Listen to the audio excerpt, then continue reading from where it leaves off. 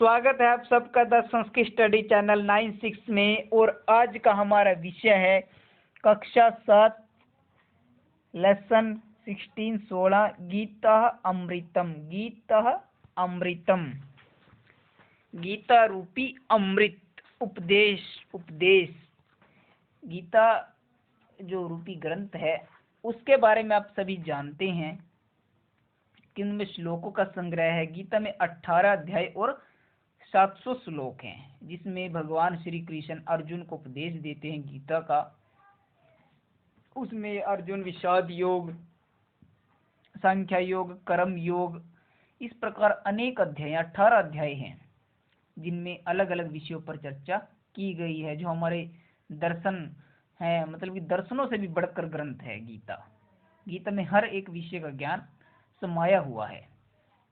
तो आइए गीता के कुछ श्लोकों का इनमें अध्ययन करते हैं जो अमृत के समान उपदेश देते हैं। फर्स्ट श्लोक में कहते हैं भाई,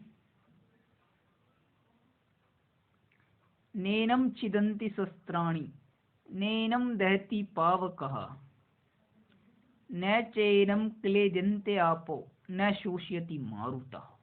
अब आत्मा के विषय पर चर्चा की गई है कि आत्मा क्या है। नैनम छिदन्ति शस्त्राणि, कि इसे शस्त्र, जो शस्त्र हैं, नैनम छिदन्ति, नहीं काट सकते, इसे शस्त्र नहीं काट सकते। नैनम दहति पावक, न ही इसे पावका है जो अग्नि, नैनम दहति, जला सकती, कि न ही इसको शस्त्र काट सकते हैं और न ही अग्नि इसको जला सकती है। न च एनम क्लेदन्ते आपो, न ही आपो जल क्लेदन्तिन को गला सकता है। न ही शोषयति मारुत, न ही वायु इसको सुखा सकती है। तो आत्मा के विषय में चर्चा करते हैं कि आत्मा को न तो कोई शस्त्र काट सकता है, न ही अग्नि जला सकती है, न ही जो जल है वह पानी है जो गला सकता है, न शोषयति मारुत है, न ही आत्मा को कोई वायु सुखा सकती है। कि आत्मा को न तो कोई शस्त्र काट सकता है, न अग्नि जला सकती है, न ही पानी गला सकता है, न ही वायु सुखा सकती है। तो आगे कहते हैं आत्मा के आगे नेक्स्ट श्लोक में क्या कहते हैं, जातस्य हि ध्रुवो मृत्यु ध्रुवम जनम मृतस्य च तस्माद् परिहार्य अर्थम न त्वं शोचितुम अर्हसि। कहते हैं जातस्य हि ध्रुवो, कि जातस्य ही, जिनका जन्म हुआ है, ही ध्रुवो, निश्चय से, कि निश्चय से जिसका जन्म हुआ है, मृत्यु ध्रुवम, उसकी मृत्यु ध्रुवम निश्चय है, जन्म मृतस्य च, और मरने वाले का जन्म निश्चित है।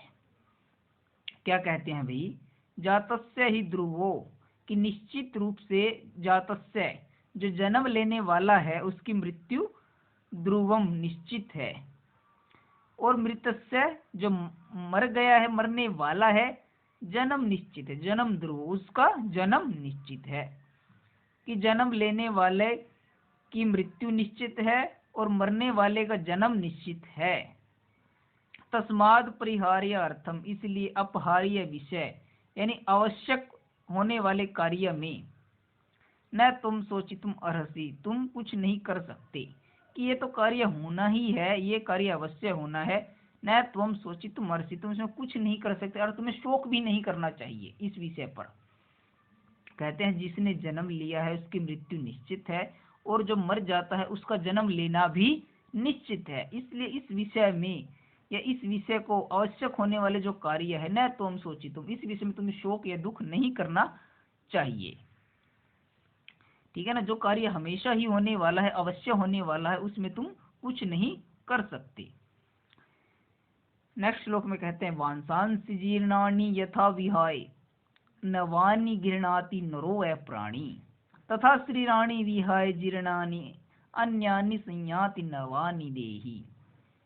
कहते हैं वांसांसि जीर्णानि यथा विहाय, जिस प्रकार कपड़े, जिस प्रकार क्या करता है मनुष्य, जीर्णानि यथा विहाय, पुराने, वांसांसि मैंने पुराने कपड़ों को, जीर्ण हो गए हैं जो, जीर्णानि मैंने पुराने कपड़े, जो जीर्ण हो गए हैं उनको यथाविह जैसे छोड़ देता है। जिस प्रकार मनुष्य वांसांसी कपड़ों को जो जीर्णानि जीर्ण हो गए हैं, पुराने हो गए हैं, यथाविह जैसे छोड़ देता है, नवानि गृह्णाति नवों को ग्रहण करता है, नरो अप्राणी, उसी प्रकार शरीराणि विहाय शरीर को छोड़कर, जीर्णानि जो शरीर जीर्ण हो गए हैं, अन्यानि संयाति नवानि देह ये आत्मा भी नए शरीर में प्रवेश करती है। कहने का अर्थ क्या है, जिस प्रकार मनुष्य वांसांसी जीर्णानि कपड़ों को जो पुराने हो गए उनको छोड़कर नए कपड़ों को ग्रहण करता है, उसी प्रकार शरीराणि विहाय जो शरीर को छोड़कर, जीर्णानि जो पुराने शरीर को छोड़कर आत्मा अन्यानि संयाति नवीन देह में प्रवेश करती है। कि जिस प्रकार मनुष्य पुराने वस्त्रों को छोड़कर नए वस्त्र ग्रहण करता है, उसी प्रकार जो हमारी आत्मा है वह भी पुराने शरीर को छोड़कर नए शरीर में प्रवेश करती है। नेक्स्ट श्लोक में कहते हैं, देहिनो अस्मिन् यथा देहे कौमारम यौवनम जरा तथा देहांत प्राप्ति धीरस तत्र न मुह्यति। देहिनो अस्मिन् यथा, देहिनो अस्मिन् यथा कि जो देहधारी मनुष्य है, ये देहधारी आत्मा है, कि शरीर में क्या होता है कि अस्मिन देहिनो अस्मिन इस देहधारी आत्मा में, शरीर में, कौमारम यौवनम जरा कुमार अवस्था बाल्यकाल, युवावस्था, जरा मैंने बुढ़ापा, वृद्धावस्था होती है, तथा देहांत प्राप्ति और देह के बाद क्या होता है, देहांत जब देह की अंत हो जाता है, ठीक है, तो देहांतर प्राप्ति उसके बाद अन्य देह की प्राप्ति भी होती है। धीर तत्र न मोहयति सज्जन व्यक्ति या धीर पुरुष इस विषय में न मोहयति मोह नहीं करता। कहते हैं जो देहधारी शरीर है, देहधारी आत्मा है, इस देह में क्या होता है, बाल्यावस्था होती है, जवानी होती है, बुढ़ापा होता है, देहा अंतर देह के बाद एक अन्य देह की भी प्राप्ति होती है। धीर तत्र न मोहित लेकिन धीर व्यक्ति इस विषय में शोक या मोह नहीं करते। कहने का अर्थ है कि शरीर में बाल्यावस्था, जवानी, बुढ़ापा सभी प्राप्त होते हैं, लेकिन जब ये शरीर समाप्त होगा इसके बाद एक अन्य शरीर की प्राप्त होगी, इसलिए जो सज्जन व्यक्ति हैं वो इस विषय में कोई शोक नहीं करते। अंतिम श्लोक में कहता है, श्रद्धावान लभते ज्ञानम तत्प्रह संयत्त इंद्रियः ज्ञानम लब्ध्वा पराम शांतिम अचिरेण अधिगच्छति। कहते श्रद्धावान जो श्रद्धावान व्यक्ति होते, लभते ज्ञान वह ज्ञान को प्राप्त करता है, तत्प्रह संयत्त इंद्रिय उसके बाद जो इंद्रियां हैं क्या करते, संयंत इंद्रिय संयमी होकर ज्ञान लब्ध्वा ज्ञान को प्राप्त करके शांतिम अचिरेण अधिगच्छति परम शांति को पा लेता है।